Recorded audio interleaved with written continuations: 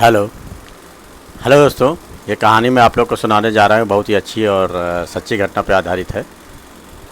एक लड़का होता है दोस्तों, उसकी नई नई शादी होती है। और नई नई शादी होती है तो अब तो लोग तो जानते ही हैं कि नई शादी का रुतबा कुछ अलग ही होता है।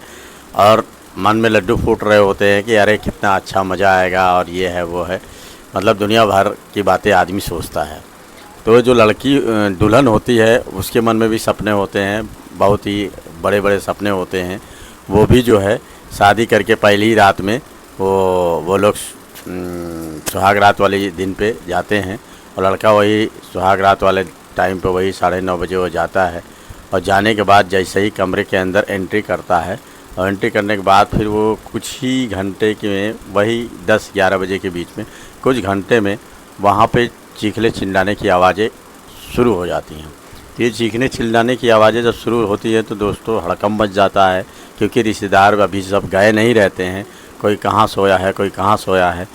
और उसकी माँ जो होती हैं शांति देवी, वो की आंगन में सोई रहती हैं और वो अंदर कमरे में रहते हैं। सब चीखने चिल्लाने पे सब दौड़ भाग मचता है और सब आते हैं, पूछते हैं क्या हुआ, ऐसी क्या बात हो गई, कोई कोई कीड़ा मकोड़ा या कोई वैसा तो नहीं, कोई चीज़ आ गया। तो इस बात पे जो है इस बात पे जो प्रेम कुमार होते हैं वो कहते हैं कि नहीं नहीं, ऐसा कुछ नहीं हुआ है, आप लोग जाइए। लेकिन वो दुल्हन इतने सदमे में आ जाती हैं कि तुरंत जो है निकल के कहती है कि मुझे अब तलाक़ी चाहिए, मैं यहाँ पे एक दिन नहीं रह सकती। तो सोचने वाली बात है दोस्तों कि ऐसा वो रात में क्या होता है कि इतनी अचानक कोई औरत जो है चिल्लाने चीखने लगे और तुरंत डाइवोर्स पे तैयार हो जाए। तो ये दोस्तों आप लोग को मैं कहानी जो सुनाने जा रहा हूँ, ये एक जो है जयपुर की सिनघट सिकमतपुर गांव का है। सिकमतपुर गांव का है, जहाँ पे 3 लोग परिवार में रहते हैं। एक शांति देवी रहती हैं, एक जो है एक शांति देवी रहती हैं, दूसरा जो है रामचंद्र रहते हैं, और उनका एक बेटा था जिसका नाम प्रेम कुमार रहता है। ये तीनों साथ में रहते हैं। इनका परिवार बहुत ही अच्छा चलता है, बहुत ही बेहतरीन ढंग से चलता है, बहुत ही सुदृढ़ थे और अच्छा खासा घर परिवार चल रहा था। लेकिन वो दोस्तों क्या होता है कि कुछ दिन बाद जो है उनके पिता की तबीयत बहुत की ख़राब हो जाती है, जो रामचंद्र होते हैं, और वही एक कमाने वाले होते हैं। ये छोटे रहते हैं और एक दिन जब इनकी तबीयत ज़्यादा ख़राब हो जाती है, ख़राब होने के बाद इनको हार्ट अटैक हो जाता है, और हार्ट अटैक होने पे वो ख़त्म हो जाते हैं। हो जाते हैं तो माँ इनकी अकेले पड़ जाती हैं। वो बेचारी सोचती हैं कि इसका भरण पोषण कैसे होगा, क्या होगा, प्रेम कुमार को कैसे किस तरीके से पढ़ाई कराई जाए। लेकिन बेचारी धीरे धीरे मेहनत मजदूरी करके इधर उधर काम करके उसको पढ़ाती लिखाती हैं और होनहार लड़का बना देती हैं। बनाने के बाद इनको जो है एक दिन ये आता है कि चलो ये पढ़ लिख गया है, काम भी करने लगा है ठीक ठाक, इसकी शादी करा दी जाए। तो वही शादी कराने के बारे में सोचती ही हैं। तो जल्दी कोई रिश्ता मिलता नहीं है, क्योंकि जो है जब कोई बड़ा इंसान बन जाता है, ज़्यादा पैसा होता है तो ज़्यादा रिश्ता आते हैं। और वैसे अगर ज़्यादा रिश्ता नहीं आ रहे हैं, ज़्यादा नॉर्मल है तो उतना ज़्यादा रिश्ता नहीं आता है। फिर भी ये बात चलाती हैं, कई जगह बात चलाने पे एक जगह से रिश्ता उनको मिलता है, जो लड़की आती है उन्हीं की गांव के 10 किलोमीटर आगे से, जिसके लड़की का नाम होता है सीमा। तो सीमा देखती हैं, प्रेम कुमार जी भी सही लगते हैं तो कहती है, पसंद कर लेती है। और इनकी माँ जो है वो सीमा जी को पसंद कर लेती हैं। तो वो दोनों जो है बहुत ही एक दूसरे को पसंद करते हैं। कहते हैं ठीक है हम लोग शादी करेंगे, और करने के लिए तैयार भी हो जाते हैं। और शादी कुछ दिन बाद पक्की कर दी जाती है।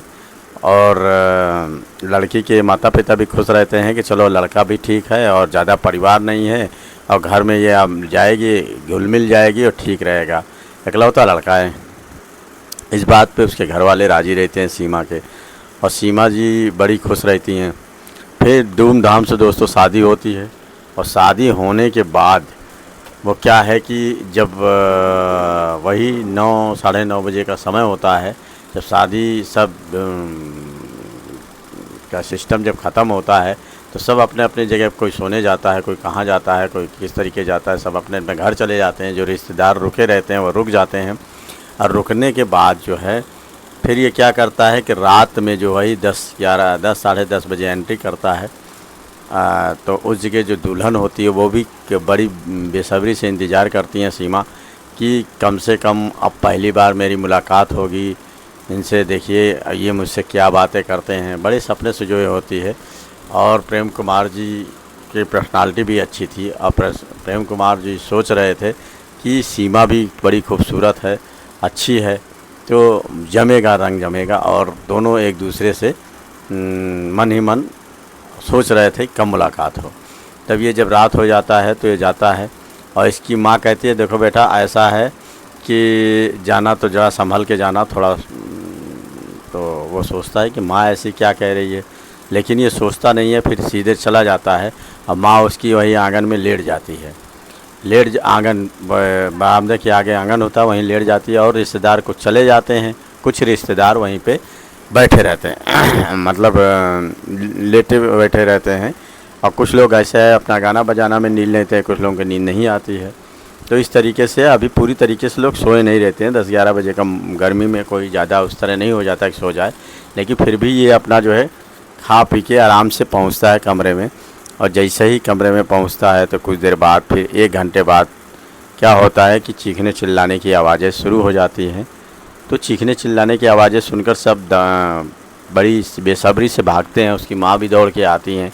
वो कहती हैं ऐसा क्या हुआ कि ऐसे चीखने चिल्लाने की आवाज़ आई, कोई जानवर या कुछ ऐसा कोई निकल तो नहीं आया जिसको देख के ये लोग चिल्ला रहे हैं, ऐसा क्या हो गया। तो वो बेचारी जो है जल्दी से कमरे की ओर सब भागते हैं, देखते हैं तो वो एकदम से परेशान हो जाती है। जो सीमा है वो आके बाहर निकलती है, कहती है कि मेरे कर्म फूट गए जो इस घर में आई।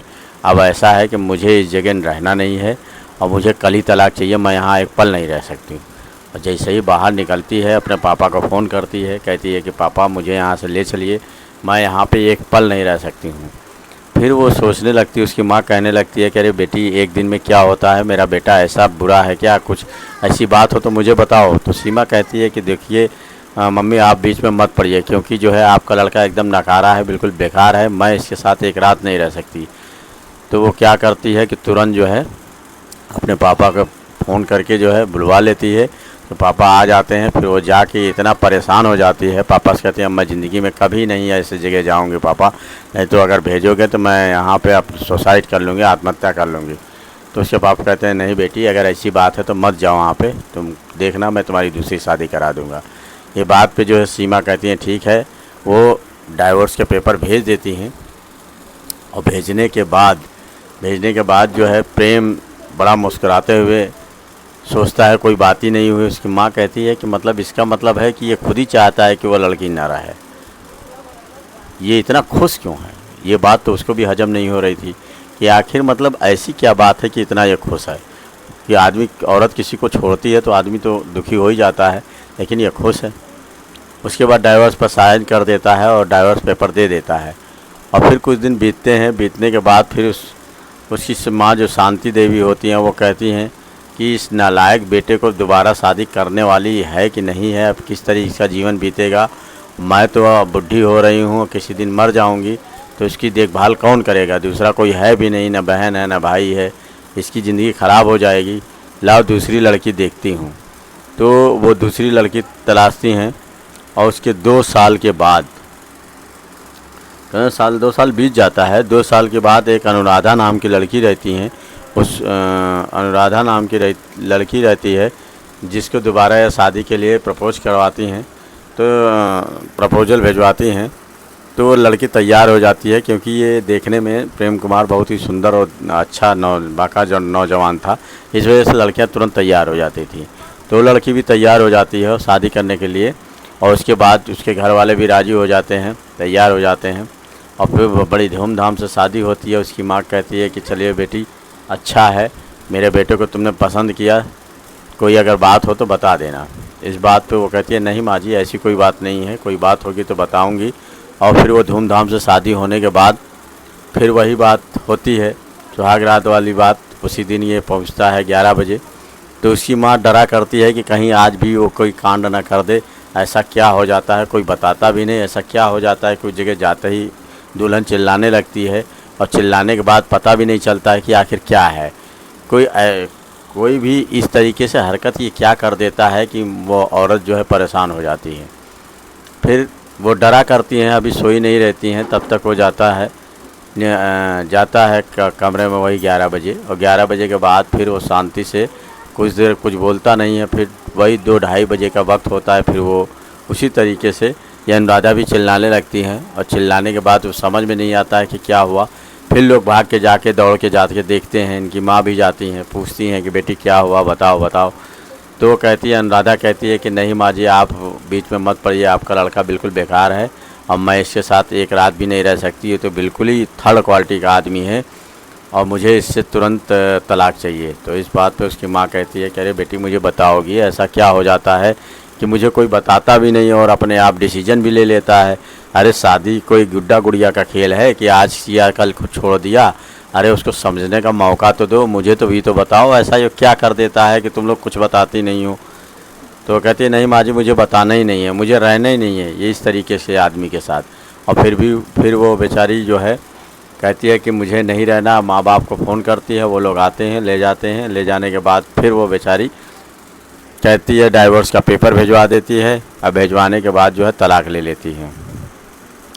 माँ सोचती है कि अरे ये मतलब इतना बदमाश, इतना नालायक लड़का है, ऐसा क्या कर देता है दुल्हनों के साथ कि वो बेचारी भाग जाती हैं। कुछ ना कुछ तो गड़बड़ है, ये लड़का बहुत बदतमीज़ किस्म का लगता है और ये तो मेरी नाकें कटवा दिया। अब इससे जल्दी शादी कौन करेगा। 2 लड़कियां के धब्बा इसके मुंह पे लग गया, एक दिन भी नहीं रुकी और इसको बदनाम कर दी। अब तो ये बहुत बुराई हो जाएगी, कैसे क्या करूं, तो उसके समझ में नहीं आता है। तब तक इत्तेफाक ऐसा होता है कि एक बगल में रहते हैं, वो कहते हैं कि ऐसा है कि एक लड़की को मैं जानता हूँ, वो लड़की बहुत ही सुंदर है और वो इनसे डबल है। अगर ये कुछ ऐसा हरकत करेंगे तो वो तो इन्हीं को पीट पाड़ देगी। तो वो कहती हैं कि नहीं, उसी से मिलवाओ, वही इनको समझाएगी। तो लड़की का नाम रहता है राधिका। राधिका नाम रहता है, उसकी उम्र 22 साल रहती है। वो भी तैयार हो जाती है इनको देख के। देखने के बाद वो कहती है कि मैं शादी करूँगी। तो उसको कोई बता देता है ये बात कि ये 2 लड़कियां छोड़ चुका है। तो कहते हैं कितने साल रहे हैं, तो कहता है कि एक रात में भाग गए। तो वो सोचने लगती है कि एक रात में ऐसी क्या बात हो जाए, कितना भी उजड़ आदमी होगा तो एक रात में थोड़ी कोई भगा देगा। वो सोच के हैरान हो जाती है कि ऐसा नहीं है, ये सब बेवकूफ़ बनाते हैं। एक रात में कोई किसी को नहीं जान पाएगा कि कौन कैसा है, और इसको लोग बेवकूफ़ बना के भागती हैं। क्या है वो तो मैं जान ही जाऊँगी। तो वो शादी कर लेती हैं। उसकी भी शादी बड़ी धूमधाम से होती है। और वो क्या, इसकी माँ इतनी अमीर तो नहीं रहती है, लेकिन कुछ ना कुछ अपना बेच बाच के इसकी शादी किया करती हैं कि मेरे बेटे का घर बच जाए, मैं मर जाऊंगी तो कम से कम इसको देखने वाला कोई हो जाएगा। कोई आज और रिश्ते में तो था नहीं कि चलो इसका भाई है, बहन है और भी लोग हैं, लेकिन इसी वजह से सोचती थी शादी हो जाएगी तो कम से कम इसकी जीवन निभा जाएगी। फिर दोस्तों उसी तरीके से शादी होती है। होने के बाद धूमधाम से वही सब कुछ रहता है। तो कुछ रिश्तेदार आते भी नहीं, कहते हैं कौन जाए इसके यहाँ, ये साला पता नहीं क्या उसमें कुछ कर देता है और करने के बाद कुछ बेवकूफ़ी वाली हरकत कर देता है, इसकी वजह से मैं नहीं जाऊँगा। तो कोई रिश्तेदार आने के लिए राज़ी नहीं होते हैं। फिर दोस्तों क्या होते हैं, जब राज़ी नहीं होते हैं तो पूरी तरीके से परेशान हो जाते हैं। तो कुछ लोग नहीं आते हैं, कुछ लोग आते हैं।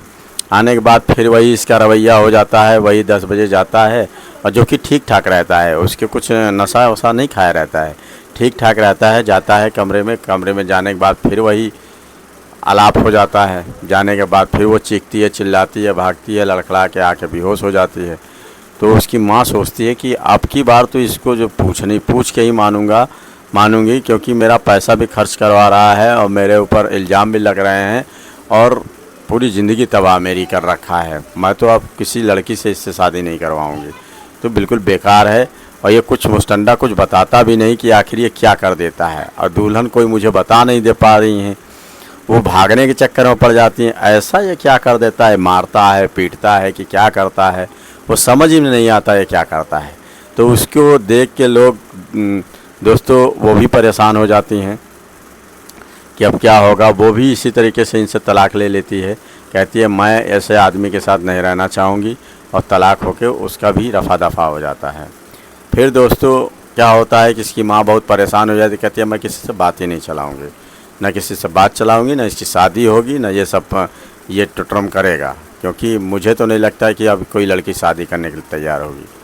तो फिर उसमें से एक लड़की रहती है जो कि विधवा रहती है जिसका नाम प्रियंका रहता है, और वो बेचारी, उसका पति 4-5 साल पहले गुजर जाता है, वो 30-32 साल उम्र रहती है। तो उसके बाद वो कहती है कि मैं अगर मुझसे शादी करना चाहें तो मैं करने के लिए तैयार हूँ।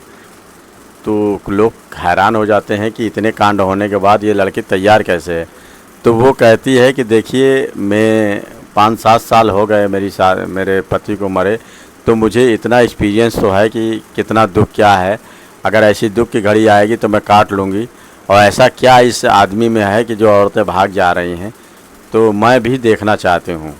तो इस बात पे वो भी शादी के लिए राज़ी हो जाती है, और शादी बड़ी धूमधाम से कराई जाती है। और शादी कराने के बाद उसका वही 9-10 बजे के लगभग ये अपना जो है, उसकी माँ आपकी बात डरी हुई रहती है, कहती है कि जैसे ही अगर कोई बात होगी मैं तुरंत खड़ी हो जाऊंगी, और सब लोग अलर्ट रहते हैं कि ऐसी कोई बात होगी तो अब की बार तो मुझे देखना ही है कि ये कैसा क्या करता है कि दुल्हन खड़बड़ा के भाग जाती है। भागने के बाद उसका हर्षण बुरा होता है, और डर के मारे वो तुरंत डाइवोर्स ले लेती है, आने के लिए कहती ही नहीं, कोई बात तो ज़रूर है। तो ये बात सुनकर जो है बाहर वो अभी पूरी तरीके से सोई नहीं रहती है, और वो सोचता है कि सब कोई सो गया है। वही 3 बजे के रात में वो अपना वही सिस्टम अपनाता है। अपनाने के बाद जैसे ही वो औरत चिल्लाने लगती है, तो उसके बाद उसकी माँ तुरंत आ जाती है, कहती है कि ऐसा तुमने क्या किया है बहू के साथ कि ये भी चिल्ला रही है, तुम बताते क्यों नहीं। तो उस पर वो लड़का कहता है कि देख माँ, तुम मेरी बीच में मत आओ, यहाँ पे मैं जो भी करता हूँ मैं अपने सोच समझ के करता हूँ, समझे, मैं ऐसा कुछ नहीं किया हूँ जो इसको ऐसा लगे, कहीं फिर ये इतना परेशान क्यों होते, क्यों भाग जाते हैं। तो इस बात पे कहते हैं माँ तुम चुप हो जाओ और तुम जाओ अपने कमरे में सो जाओ। दूसरे दिन जब वो परेशान हो जाती है लड़की जो प्रियंका होती है, तो वो कहती है कि मैं जाऊंगी नहीं, इसने मेरे साथ जो हरकत की है ना, आज मैं उसका पर्दाफाश करूंगी कि आखिर ये ऐसा क्या करता है। फिर वो कहती है कि माँ जी आप चलिए। वो चला जाता है अपना सुबह ड्यूटी, और ड्यूटी जाने के बाद वो रूम खाली रहता है, तो वहाँ जाती है तो सब ढूंढती है कि ऐसा क्या ये है जो ऐसी बनावटी हालत ये करता है मेरे साथ, किया था मेरे साथ। फिर वो जाके देखती है तो वहाँ कुछ उपन्यास पढ़े होते हैं जिसमें जो है तांत्रिकों की सारी विद्याएं लिखी होती हैं, और उस विद्या में एक विद्या ये भी लिखी रहती है कि कोई दुल्हन जब उसके पास आएगी तो उसको डरवाना है, मतलब औरत का कपड़ा पहन के उसको जो है एक भूतनी जो डायन तरीके का बन के दिखाना है, और उसको इतना डरा देना है कि वो डर के भाग जाए। जो औरत डर के नहीं भागेगी वही रुकेगी, और जो डर के भाग जाएगी वो शादी नहीं करेगी, तुरंत तलाक लेने के लिए कहेगी। यही सब इस स्कीमें ये पढ़ा करता था, पढ़ के वही अपनाता था। और अपनाने के बाद जब दुल्हन होती थी इतनी डर जाती थी कि ये भूत प्रेत का साया इसके ऊपर आ जाता है, और ये किसी न किसी दिन हमारा गला घोट के मार देगा। इसके डर से बेचारी वो भाग के वो कहीं ना कहीं तलाक लेने की कोशिश करती थी, और ये उनको इतना डरा देता था, एकदम रियल कर देता था कि लगता था सही मुझ उसको खा जाएगा, गला दबा देगा, उठा कर पटक देगा, इसके ऊपर कोई सय आ गया है। यही सोच के सब भाग जाती थी। अब इसकी माँ कहती है कि अच्छा इसका मतलब इसने सब इसी तरीके से बहुओं को भगाया है। ये सारी किताबें, पुस्तकें और जितनी नावल और जितनी कथाएं थी सब उठा के ले जाके उसको आग में जला देती है, और आग में जलाने के बाद जो है चुपचाप बैठ जाती है बाहर। शाम को जब ये आता है प्रेम कुमार तो कहता है कि अरे माँ ये बताइए, मेरा उपन्यास वहाँ पे रखा था, किताबें रखी थी कई अच्छी मोटी जिससे मैं बड़ा प्रेरित होता हूँ, पढ़ता हूँ, वो कहाँ है। तो माँ कहती है कि बदतमीज़ कहीं के, ये सब किताबें तुमको पढ़ने की क्या ज़रूरत है। तो कहती नहीं माँ, मैं पढ़ता हूँ, अपना दिमाग फ्रेश रखता हूँ, कोई गलत काम किया हो तो बताओ। कि एक कम गलत काम करते हो, बहुओं को भाग जा रही हैं, ऐसा करना चाहिए तुमको। तो कह रहता है मैंने माँ कुछ नहीं किया है, और तुम फालतू बात मत करो, और बताओ मेरी पुस्तकें कहाँ हैं। चाहे मैं पुस्तकों को इतना गट्ठा बंडल लगा था जिसमें सब रद्दी टुकड़े थे, मैंने सब जला दिया। तो इस पर वो बहुत गुस्सा होता है, कहता है माँ तुमने तो मेरी जन्म भर की कमाई को बेकार कर दिया, अब तो मैं बेकार हो गया, तुम बहुत गलत काम करी हो, तुमको हमसे पूछना चाहिए था। बहुत गुस्सा होता है। लेकिन उसमें जो है प्रियंका का बहुत बड़ा हाथ होता है उसकी माँ के साथ, कि वही जलाई होती है, वही सब तरकीब देती है और उसी पे कंधे पे बंदूक रख के वो चलाती है और इनको पूरा तरीके से धराशायी कर देती है। फिर प्रेम जो है इसको धीरे धीरे वो जो दिमाग पे वैश्याना चीज़ चढ़ जाता था तो धीरे धीरे वो कम होने लगता है और वो एक नॉर्मल इंसान तरीके से बनने लगता है। और ये क्या करती है कि कहती है कि मैं जा रही हूँ मायके, अब जब तुम ठीक हो जाना तभी मेरे पास आना। ये मायके चली जाती है। अब ये कुछ दिन अकेला रहता है तो इसके दिमाग में ये बनता है कि अरे प्रियंका थी तो कम से कम कुछ बातें होती थी, कुछ खाना पीना हो जाता था हैं, और ये एकदम से कैसे चली गई, कोई मेरे जीवन में है नहीं। तो एक दिन पूछता है, अरे माँ ये बताइए मैं कब तक अकेला रहूँ, कोई मेरे साथ नहीं रहता, मैं ऐसा क्या कर देता हूँ कि औरतें भाग जाती हैं, बहुएं भाग जाती हैं। तो उसकी माँ कहती है कि क्या तुम्हें कुछ पता नहीं, तुम क्या करते हो? कहे नहीं माँ मुझे कुछ नहीं पता, मेरे शरीर में मेरे ऐसा क्या हो जाता है जो मुझे इस तरीके से घटनाएँ कर देता है। तब माँ उसकी जान जाती है, इसका मतलब जो है ये कोई तांत्रिक के जाल में फंसा हुआ है और उसकी वजह से ये वैश्याना हरकत करता है। इसका मतलब इसका दोष नहीं है, कुछ नहीं जानता। तो इसको बताती, देख बेटा अब तो ठीक हो गया ना, अपनी औरत को याद कर रहा है, बुलाने के लिए कह रहा, ठीक मैं कल उसको टेलीफ़ोन करके उसको बुलवा लेती हूँ और तुम लोग अब शैतानी हरकत मत करना, ठीक है? तो वो कहता है नहीं माँ अब मैं कभी गलती नहीं करूँगा, कभी किसी को नहीं प्रताड़ित करूँगा। इस बात पे वो बुलाती है प्रियंका को और प्रियंका आती हैं तो फिर बिल्कुल ये नॉर्मल रहता है, जैसे एक इंसान की तरीके से पूछता है कि ये आपका क्या हाल चाल है प्रियंका जी, इतने दिन आप वहाँ रही, मेरी याद नहीं आई, मेरी माँ की याद नहीं आई। तो प्रियंका कहती नहीं याद तो बहुत आती थी पर तुम भी तो नहीं कभी याद किए। कहता याद तो मैं बहुत करने की कोशिश करता था लेकिन मैं डरता था कि मैं कैसे तुमको बुलाऊँ, क्योंकि मेरी हरकतें कुछ ख़राब थी, शायद मैं सुना हूँ। क्या सुना हूँ? क्या तुम्हें याद नहीं रहता क्या? कहीं नहीं, मुझे याद ही नहीं कि मैं क्या करता हूँ। तो वो कहती इसका मतलब इसका बहुत भाग गया है, ये ठीक हो गया है। इसी तरीके से धीरे धीरे दोस्तों उसकी दाम्पत्य जीवन सही होने लगता है और लड़का भी बिल्कुल ठीक हो जाता है और ठीक होने के बाद भी वो आराम से दंपति दोनों रहने लगते हैं। तो ये दोस्तों हर चीज़ का एक अंत होता है। कोई भी अगर कोई किसी को मार दे या किसी दिमाग में उलझन हो या कोई ऊपर का साया हो, अगर डट के मुकाबला किया जाए तो हर चीज़ का समाधान है। लोग जान ही नहीं पा रहे थे कि आखिर इसमें क्या है कि लोग डर के भाग रहे हैं, क्योंकि कुछ बहुएं ऐसी थी उनको ये लगता था, जो शुरू में आई थी उनको ये लगता था कि शायद ये कुछ इसको ऊपरी साया है और ऊपरी साया में किसी दिन ये गला घोट देगा या उठा कर फेंक देगा या इसके पास शैतानी ताकत है। तो ऐसे आदमी के साथ रहने से अच्छा है तुरंत डाइवोर्स ले लो। तभी वो डर के चीख के चिल्ला के भाग रही थी और कोई समझ नहीं पा रहा था कि आखिर ऐसा मैटर क्या है। लेकिन इसकी माँ जो है ये भी नहीं समझ पाती कि आखिर ऐसी औरतों के साथ ये क्या करता है कि जो चीखने चिल्लाने लगती हैं। फिर दोस्तों मैं हमारे कहने का मतलब है किसी को समय देना चाहिए। अगर समय आप देंगे तो अच्छा बुरा सब सामने निकल के आता है। अगर इसके साथ कुछ बुराई थी तो कुछ अच्छाई भी थी, लेकिन पकड़ में आ गई तो इनका दाम्पत्य जीवन सुधर गया, अच्छा हो गया। अब दोस्तों अगर आपको ये कहानी कैसी लगी, अच्छी लगी तो शेयर कमेंट ज़रूर करिएगा। मैं लखनऊ से हरकेश कुमार सिंह बोल रहा हूँ। इसी तरीके से कहानियाँ आप लोग को सुनाता रहूँगा। आप लोग सोच रहे होंगे कि शायद मैं झूठी मूठी कहानियाँ सुनाता हूँ, तो क्या है दोस्तों, मैं झूठी मूठी कहानियाँ तो नहीं सुनाता हूँ, लेकिन जो कहानी हमको अच्छी लगती है वो कहानी एक बार ज़रूर सुनाना चाहता हूँ कि कैसी आप लोग को लगी। तो आप लोग को अगर अच्छी लगेगी तभी मेरी कहानी सुनेंगे, और नहीं तो आप कहेंगे अरे हटाओ ये तो बकवास सुनाता है, सब गिनी चुनी ऐसे ही मनगढ़ंत कहानी बताता है।